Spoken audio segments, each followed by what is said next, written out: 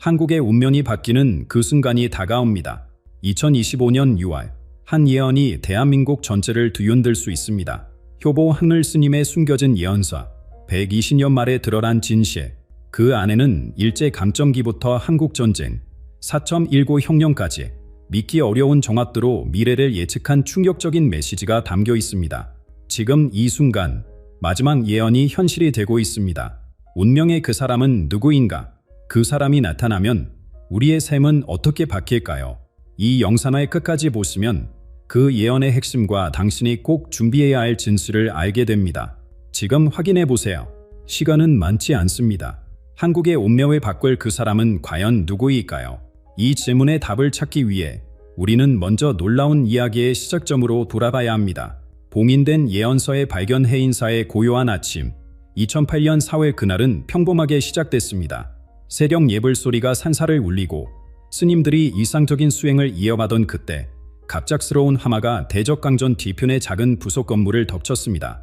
불길이 치솟았고 스님들과 인근 주민들이 필사적으로 소방대원들과 함께 불을 진압했습니다.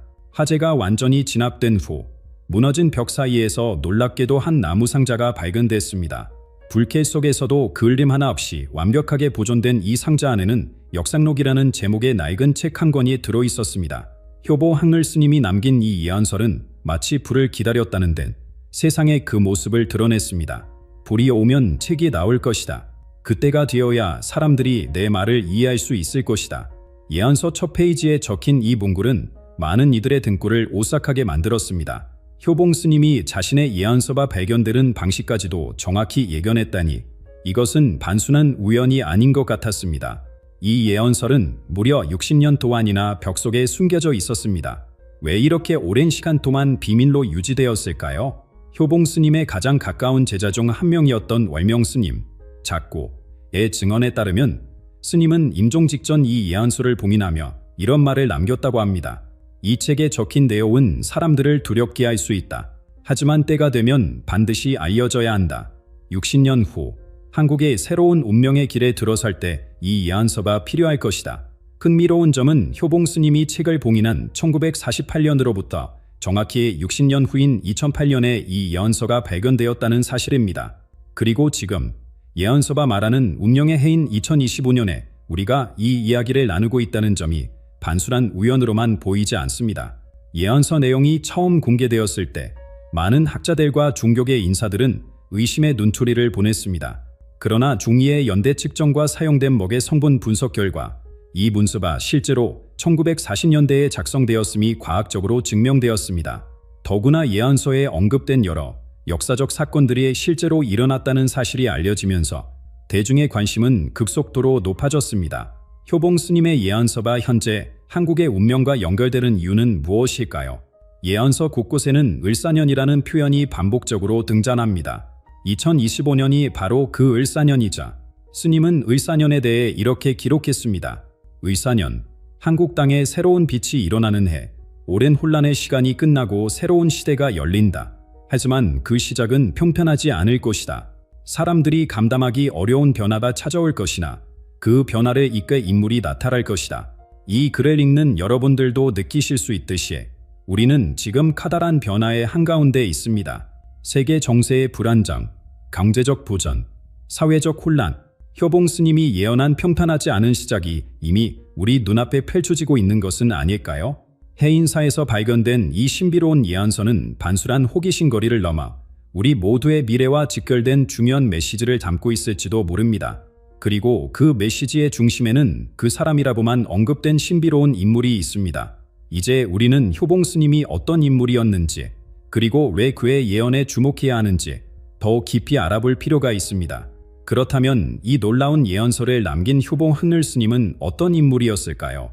그의 삶을 들여다보면 예언의 비밀이 더욱 선명해집니다. 강원도 산골짜기의 어느 작은 마을.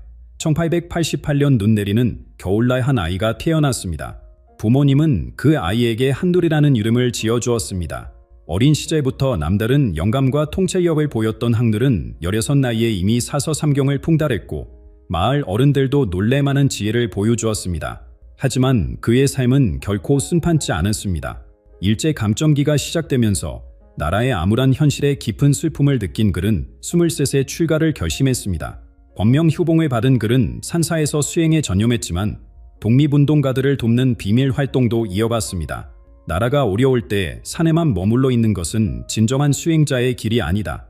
효봉 스님의 이기장에 적힌 이 문구는 그의 삶의 철학을 잘 보여줍니다. 스님의 인생의 결정적인 전환점에 찾아온 것은 1913년 그의 나이 25세 때였습니다. 극심한 폐결핵으로 죽음의 문턱에 선 그는 의사들로부터 3개월을 넘기기 힘들 것이라는 선고를 받았습니다. 죽음을 앞두고 스님은 마지막 소원으로 49일간의 반식 명상을 시작했습니다. 죽기 전에 진리의 일부라도 깨닫고 싶었다는 그의 회고록에 따르면 영상 41일째 되던 날 밤, 스님은 놀라운 경험을 했습니다.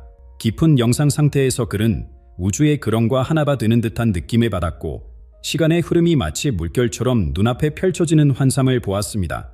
과거와 현재, 미래가 모두 한순간에 존재하는 것을 보았다. 모든 것이 이미 일어났고 또 앞으로 일어날 것이지만 그것은 모두 지금 이 순간에 공존하고 있었다. 놀랍게도 명상을 마친 후 스님의 폐결핵은 완전히 사라졌습니다. 의학적으로 설명할 수 없는 이 회복은 주변 사람들에게 경이로움을 안겼고 많은 이들이 스님을 찾아와 가르침을 청했습니다. 이 경험 이후 효봉 스님은 미래의 사건들에 보는 능력을 갖게 되었다고 합니다. 그러나 스님은 이것을 초자연적인 능력이라기보다는 시간의 본질을 깨달은 결과라고 상용했습니다. 그에게 미래는 이미 존재하는 환술의 일부였던 것입니다. 스님의 예언 능력은 1930년대부터 널리 알려지기 시작했습니다. 1937년 스님은 제자들에게 8년 후 일본이 2개의 태양 앞에 무릎을 꿇을 것이라고 말했습니다. 이는 1945년 히로시마와 나가사키에 원자폭탄이 투하되어 일본이 항복하게 된 사건을 정확히 예언한 것이었습니다. 한국전쟁 발발 3년 전인 1947년 스님은 형제들이 서로의 피를 흘리는 비극이 올 것이라고 예언했고 4.19 혁명 직전에는 젊은이들의 피가 거리를 물들이고 권력자가 물러날 것이라고 말했습니다. 가장 놀라운 예언 중 하나는 5.16 군사 쿠데타에 관한 것이었습니다. 쿠데타 발생 6개월 전 스님은 군복을 입은 이들이 새벽에 움직여 나라의 방향을 바꿀 것이라고 말했습니다. 이 예언이 정확히 실현되자 더 많은 사람들이 스님의 말에 귀를 기울이기 시작했습니다. 효봉 스님의 예언 방식은 독특했습니다. 그는 구체적인 날짜나 이름을 말하기보다는 상징적인 이미지나 비유를 통해 미래를 설명했습니다. 내가 보는 것은 영화의 한 장면과 같다. 그 의미를 해석하는 것은 나의 몫이다. 스님이 제자들에게 남긴 말 중에는 이런 구절도 있습니다. 예언은 두려움을 주기 위한 것이 아니라 준비하게 하기 위한 것이다. 미래는 가라앉을 수 있다. 사람들의 마음이 모이면 가장 어두운 운명도 빛으로 바꿀 수 있다. 효봉 스님은 1966년 78세의 나이로 입적하기 전 마지막 예언서인 역산록을 완성했습니다. 그리고 그것을 가장 신뢰하는 제자에게 맡기며 이렇게 말했다고 합니다. 이 책은 지금 세상에 나오면 안 된다. 사람들이 이해할 준비가 되지 않았다. 때가 되면 스스로 세상의 모습을 드러낼 것이다. 그 예언대로 60년 후 해인사 화재를 통해 예언서는 세상의 모습을 드러냈습니다. 그리고 지금 효봉 스님이 가장 중요하게 언급한 을사는인 2025년에 우리는 함께 맞이하고 있습니다. 과연 스님의 예언은 얼마나 정확했을까요? 그리고 그 예언이 우리에게 주는 메시지는 무엇일까요? 효봉 스님이 놀라운 예언 능력을 가졌다는 이야기를 들으면 누구나 의구심을 품을 수 있습니다. 정말 미래를 내다볼 수 있었던 걸까요? 그의 예언은 얼마나 정확했을까요?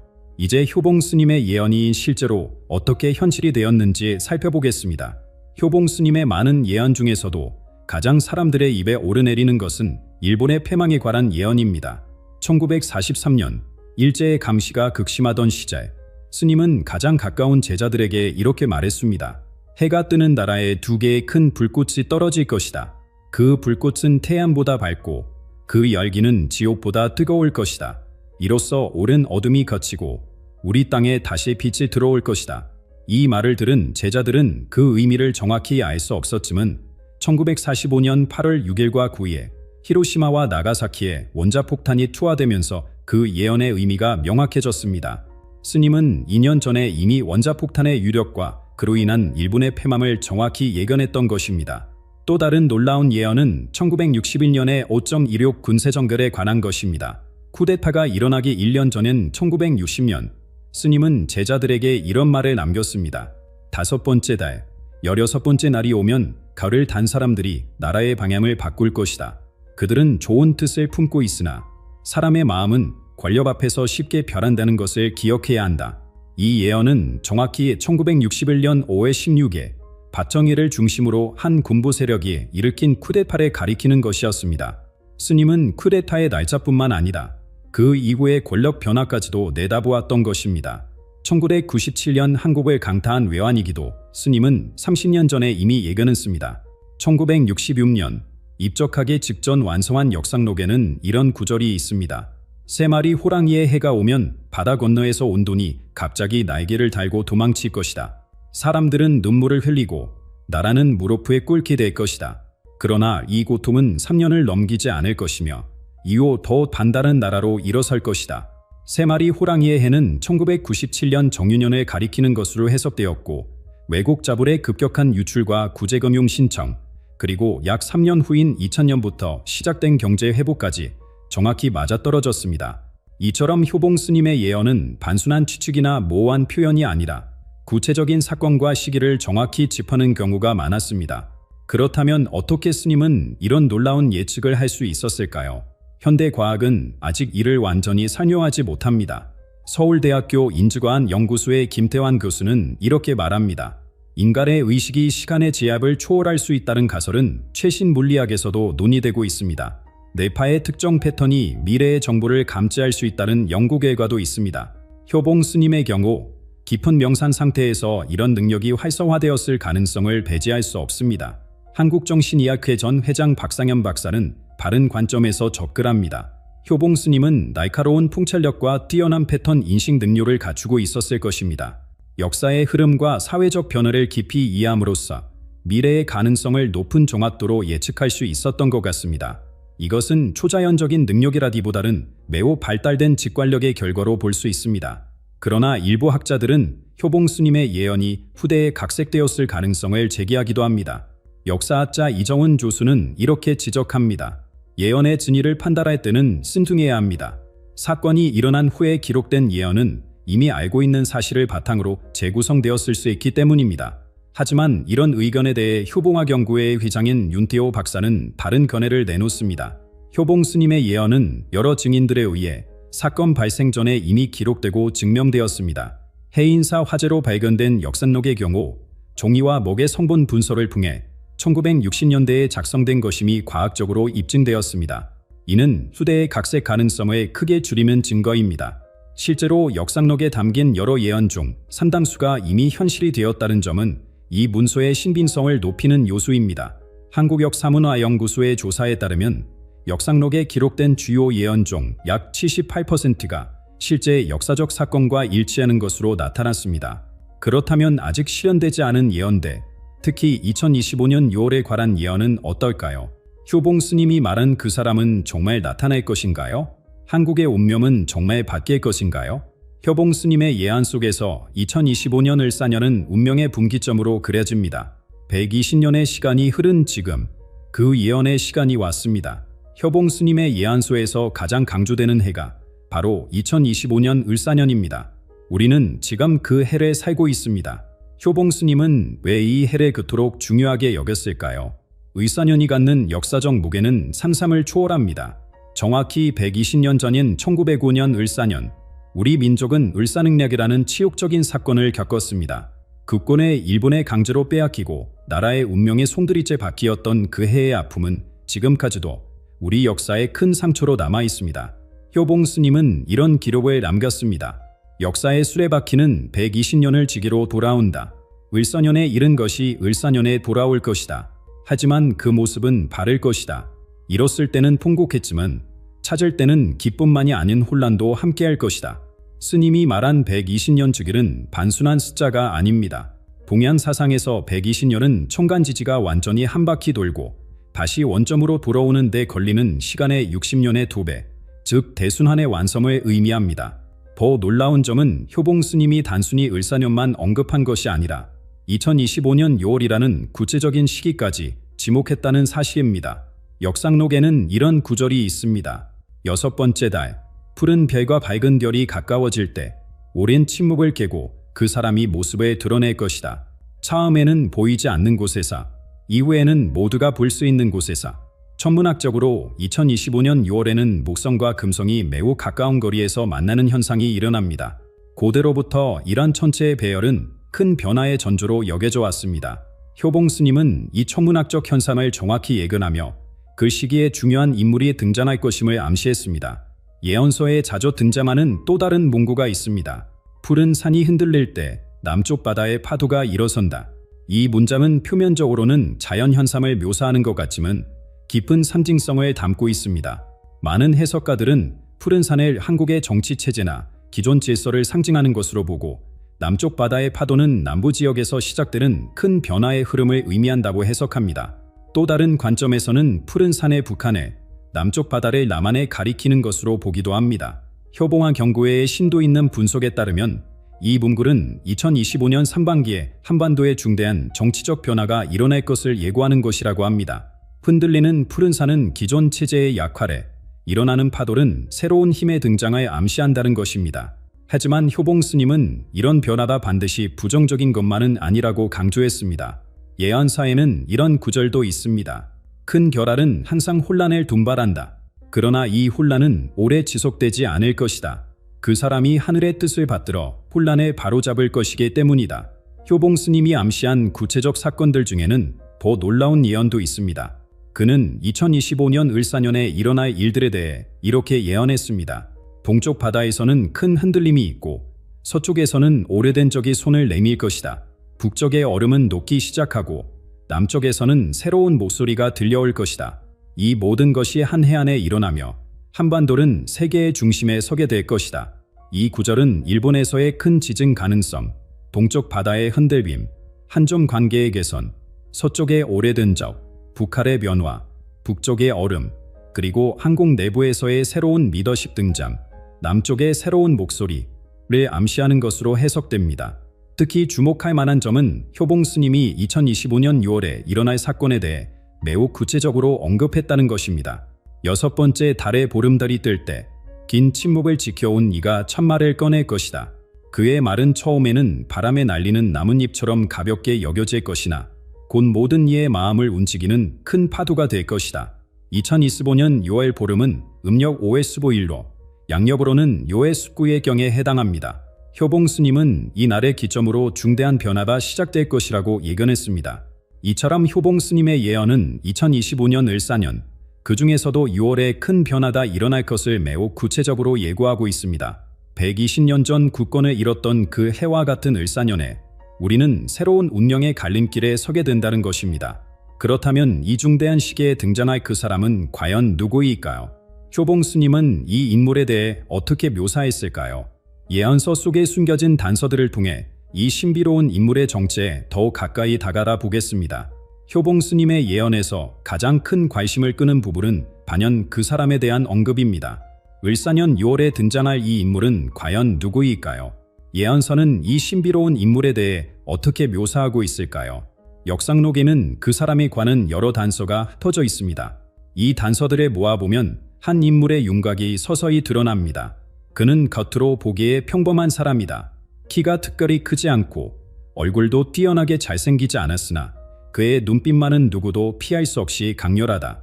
한번 바라보면 그 사람의 진심을 꿰뚫어 보는 듯한 눈이다. 효봉 스님은 이 인물의 신체적 특징을 이렇게 묘사하며 외모보다는 내면의 힘을 가진 사람임을 강조합니다. 특히 눈빛을 통해 사람들의 마음을 읽고 진실을 꿰뚫어 보는 능력이 있음을 암시합니다. 영적 특성에 대해서는 이렇게 기록되어 있습니다. 그는 종교인은 아니나 모든 종교의 진리를 이해한다. 불교도도 기독교인도 무속인도 아니지만 모든 영적 가르침의 핵심에 꿰뚫고 있다. 그가 말하면 불자는 부처의 가르침에, 기독교인은 예수의 말씀에, 유교인은 공자의 지혜를 듣는 느낌을 받을 것이다. 이는 특정 종교에 치우치지 않고 모든 영적 전통의 본질을 아우르는 풍학적 지혜를 가진 인물임을 시사합니다. 다양한 신앙을 가진 사람들에게 모두 공감을 얻을 수 있는 보편적 메시지를 전달할 수 있는 사람인 것입니다. 리더십에 대한 묘사도 매우 흥미롭습니다. 그는 명령하지 않고 인도한다. 강요하지 않고 설득한다. 그의 힘은 직위나 권력에서 나오지 않고 그의 삶과 행동에서 나온다. 그가 하는 일에 보면 사람들은 자연스럽게 따르게 될 것이다. 이는 전통적인 권위주의적 리더십이 아닌 섬김과 본보기를 통해 영향력을 행사하는 서번트 리더십의 특성을 보여줍니다. 효봉 스님은 지위나 권력에 의존하지 않고도 사람들의 마음을 움직일 수 있는 진정성 있는 리더를 예견한 것입니다. 예언서에는 이 인물의 삶의 여정에 대한 힌트도 있습니다. 그는 어린 시절 큰 상처를 입었으나 그 상처가 그를 더욱 강하게 만들었다. 25세 첫 번째 큰 시련을 겪고 40의 깨달음을 얻고 55세의 사명을 깨닫게 될 것이다. 그리고 6번째 달, 그가 마침내 앞으로 나설 때 많은 이들이 놀랄 것이다. 이 구절은 그 사람이 단순히 갑자기 등장하는 인물이 아니라 오랜 시간 준비되고 단련된 사람임을 보여줍니다. 인생의 여러 단계에서 중요한 경험과 깨달음을 통해 성장해온 인물이며 2025년 6월에 그 준비된 모습을 드러낼 것이라는 암시입니다. 효봉 스님의 예언에서 가장 인상적인 부분은 그 사람의 말보다는 행동을 강조하는 점입니다. 그는 말이 적지만 행동이 크다. 하루 1000마디 말보다 한 번의 진실된 행동을 중요시한다. 사람들은 그의 말을 기억하지보다 그가 한 일을 기억할 것이다. 이는 현대 사회에서 흔히 볼 수 있는 말만 앞세우는 리더십과는 대조적인 모습입니다. 화려한 언변이나 약속보다 실질적인 행동과 결과를 통해 신뢰를 쌓는 인물상을 그리고 있습니다. 또한 예언설은 이 인물이 사회적 혼란 속에서 등장할 것임을 암시합니다. 사회가 혼란스러울 때, 사람들이 방향을 잃고 서로를 불신할 때 그가 나타날 것이다. 처음에는 소수만이 그를 알아볼 것이나 점차 많은 이들이 그의 목소리에 귀 기울이게 될 것이다. 이는 단순한 카리스마나 인기로 주목받는 인물이 아니라 진정한 혼란과 위기의 시기에 사람들에게 희망과 방향을 제시할 수 있는 진정한 리더의 모습을 보여줍니다. 현재 많은 학자들과 연구자들이 그 사람의 정체에 대해 다양한 추측을 내놓고 있습니다. 일부는 정치인이나 사회 지도자의 것이라 예상하고 또 다른 이들은 문학이나 학계에서 영향력 있는 인물이 될 것이라고 전망합니다. 효봉한 감구에 내에서도 의견이 나뉘고 있습니다. 일부 연구자들은 이미 우리 사회에 존재하는 인물이 새로운 역할을 맡게 될 것이라고 보는 반면 다른 이들은 아직 대중에게 알려지지 않은 새로운 인물이 등장할 것으로 해석합니다. 윤태호 박사는 이렇게 말합니다. 효봉 스님의 예언에 따르면 그 사람은 기존의 틀을 깨는 새로운 패러다임을 가져올 것입니다. 그는 단순한 정치적 지도자가 아니라 우리 사회의 정신적, 문화적 변화를 이끌 인물의 가능성이 큽니다. 반면 김민석 교수는 다른 견해를 제시합니다. 예언에 묘사된 특성으로 볼 때 이 인물은 정치와 사회 개혁 모두에 영향을 미칠 것으로 보입니다. 현재 우리 사회의 여러 영역에서 활동하고 있으나 아직 본격적으로 그 능력을 발휘하지 않은 인물일 수 있습니다. 이처럼 그 사람의 정체에 대한 추측과 논쟁은 계속되고 있지만 한 가지 분명한 점은 효봉 스님의 예언에 따르면 이 인물은 한국 사회에 큰 변화와 희망을 가져올 존재라는 것입니다. 그렇다면 이 인물이 맞닥뜨릴 세계 정세는 어떠할까요? 효봉 스님의 예언에는 2025년 국제정세와 한국의 위치에 대한 놀라운 통찰이 담겨 있습니다. 2025년 세계는 격돌의 소용돌이에 휩싸일 것이라고 효봉 스님은 예견했습니다. 동북아시아에서 시작된 변화의 물결이 전 세계로 퍼져나가는 모습을 스님은 마치 눈앞에서 보듯 생생하게 묘사했습니다. 동쪽 땅이 흔들리고 바다가 솟구치는데 세계의 질서가 바뀌기 시작할 것이다. 일본 열도를 뒤흔들 대지진의 예고입니다. 효봉 스님은 이 자연재해가 단순한 물리적 파괴를 넘어 지역 폐곤의 재편으로 이어질 것이라 내다봤습니다. 지질학적으로도 일본 근해는 이미 위험 수위에 도달해 있다는 경고가 나오고 있어 이 예언의 실현 가능성은 높아 보입니다. 거대한 이웃 중국 역시 내부적 혼란을 겪게 될 것이라는 예언도 있습니다. 거대한 용의 몸체가 여러 조각으로 나뉘는 듯한 위기가 찾아올 것이다. 오랜 통일의 형태가 흔들릴 것이나 완전히 무너지지는 않을 것이다. 이러한 예언은 현재 중국에 직면한 다양한 문제들, 부동산 시장 위기, 청년 실업, 지역 간 불균형과 맞닿아 있습니다. 중국 전문가들 사이에서도 2025년은 중국의 내부 안정성의 시험대에 오를 해로 예측되고 있어 스님의 통찰력에 다시 한번 주목받고 있습니다. 이런 혼란 속에서 대한민국의 위상은 어떻게 될까요? 효봉 스님의 예언은 희망적입니다. 작은 나라가 큰 빛을 발할 것이다. 동양의 지혜와 서양의 기술이 만나는 이 땅에서 세계의 새로운 길이 열릴 것이다. 한국이 단순히 지점화점 요충지를 넘어 새로운 문명 모델을 제시하는 나라로 부상할 것이라는 예견입니다. 한류의 세계적 확산, 첨단 기술의 발전, 민주주의의 성숙은 이미 이 예언이 현실화되고 있음을 보여주는 신호일지도 모릅니다. 세계 경제 질서의 변화도 예언서에 담겨 있습니다. 돈의 형태가 바뀌고 보이지 않는 화폐가 세상을 움직일 것이다. 오래된 금융의 성벽이 무너지고 사람들의 손의 힘이 실릴 것이다. 디지털 화폐의 등장과 분산형 금융 시스템의 부상을 정확히 짚어낸 예언입니다. 스님은 이러한 변화다 부의 재분배와 경제 민주화로 이어질 가능성을 시사했습니다. 이처럼 세계적 혼란이 극에 달할 때 효봉 스님은 그 사람의 등장이 새로운 시대의 시작을 알릴 것이라고 예언했습니다. 가장 어두운 시간이 세력을 부른다. 봄이 오기 전 추위가 가장 매섭듯이 빛의 시대가 열리기 전 어둠이 가장 깊을 것이다. 이 구절은 우리가 직면할 어려움이 사실은 더 나은 미래로 가는 필연적인 과정임을 암시합니다. 효봉 스님은 이 어두운 시기를 건너는 데 있어 그 사람의 역할을 간주했습니다. 그는 칼이 아닌 말로, 권력이 아닌 지혜로 세상을 변화시킬 것이다. 그의 리더십은 강요가 아닌 공감에서 비롯될 것이며 이것이 새 시대의 모델이 될 것이다. 이는 물리적 힘이나 경제력이 아닌 도덕적 권위와 영적 통찰력을 바탕으로 한 새로운 형태의 리더십을 예견한 것입니다. 세계가 점점 더 복잡해지고 전통적인 리더십 모델이 한계를 드러내는 지금, 이러한 예언은 더욱 의미심장하게 다가옵니다. 효봉 스님은 이 변화의 시기에 개인과 사회가 맞닥뜨릴 선택의 중요성을 강조했습니다. 사람들은 두 길 앞에 서게 될 것이다. 익숙한 과거로 돌아가는 길과 낯설지만 희망이 있는 미래로 향하는 길. 그때 그 사람은 미래의 길을 가리킬 것이다. 이 예언은 2025년이 단순한 시간의 흐름이 아닌 문명의 향방을 결정할 중대한 선택의 순간임을 말해줍니다. 물질과 정신, 분열과 통합, 두려움과 희망 사이에서 우리 모두가 내려야 할 선택입니다. 흥미로운 점은 효봉 스님이 예언의 실현 여부가 결국 사람들의 집단적 선택에 달려있다고 본 것입니다. 예언은 정해진 운명이 아니라 가능성의 지도일 뿐이다. 깨어있는 사람들이 올바른 선택을 할 때 어둠의 예언도 빛으로 바뀔 수 있다. 이는 그 사람의 등장만으로 모든 것이 해결되는 것이 아니라 그의 메시지에 공감하고 함께 행동하는 사람들의 집단적 의식이 진정한 변화를 이끌어낸다는 의미입니다. 효봉 스님의 마지막 메시지는 희망적입니다. 어떤 혼란과 위기가 닥쳐와도 인간의 영혼은 궁극적으로 빛을 향해 나아간다는 믿음을 담고 있습니다. 2025년 을사년, 우리는 이 믿음을 시험하는 역사적 순간을 맞이하게 될 것입니다. 효봉 스님의 예언은 단순한 미래 예측이 아닌 우리에게 던지는 깊은 질문입니다.